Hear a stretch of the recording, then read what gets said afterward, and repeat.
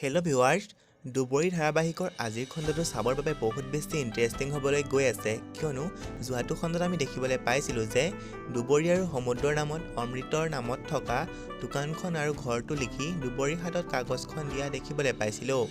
আৰু আনফালে দেখিবলৈ পাইছিলোঁ যে অমৃতৰ মাকে দুবৰীৰ লগত অমৃতৰ অবৈধ সম্পৰ্ক থকা বুলি দেউতাকৰ আগত কৈছিল যদিও দেউতাকে সেই কথা বিশ্বাস নকৰিছিল। আৰু আনফালে দেখিবলৈ পাইছিলোঁ যে দুবৰীক মাকে বহুতো গালি পাৰিছিল আৰু সমুদ্ৰক এৰি যাবলৈ কৈছিল। এতিয়া বাৰু দুবৰীয়ে অমৃতক এৰি দিব নেকি বাৰু, জানিবলৈ পাব আজিৰ খণ্ডটিত। আৰু আনফালে আজিৰ খণ্ডটিত আপোনালোকে দেখিবলৈ পাব যে অমৃত সমুদ্ৰহঁতৰ ঘৰলৈ যাব আৰু তেতিয়া মাকে অমৃতক বহুত বেয়াকৈ গালি পাৰিব। আৰু আনফালে আজিৰ খণ্ডটিত আপোনালোকে দেখিবলৈ পাব সমুদ্ৰই আজি দুবৰীক ডিভোৰ্চ দি একেবাৰে মুক্ত কৰি দিম বুলি দুবৰীৰ আগত কৈ বহুত বেছি ভাগি পৰিব। আৰু আনফালে অমৃতে আজি মাকক বহুতো কথা শুনাব। এতিয়া বাৰু অমৃতৰ মৃত্যুৰ আগে আগে দুবৰী আৰু সমুদ্ৰৰ সংসাৰখন ভাগি যাব নেকি বাৰু, জানিবলৈ পাব দুবৰী ধাৰাবাহিকৰ আজিৰ খণ্ডটিত। দুবৰী ধাৰাবাহিকৰ আজিৰ খণ্ডটো চাবৰ বাবে বহুত বেছি ইণ্টাৰেষ্টিং হ'ব।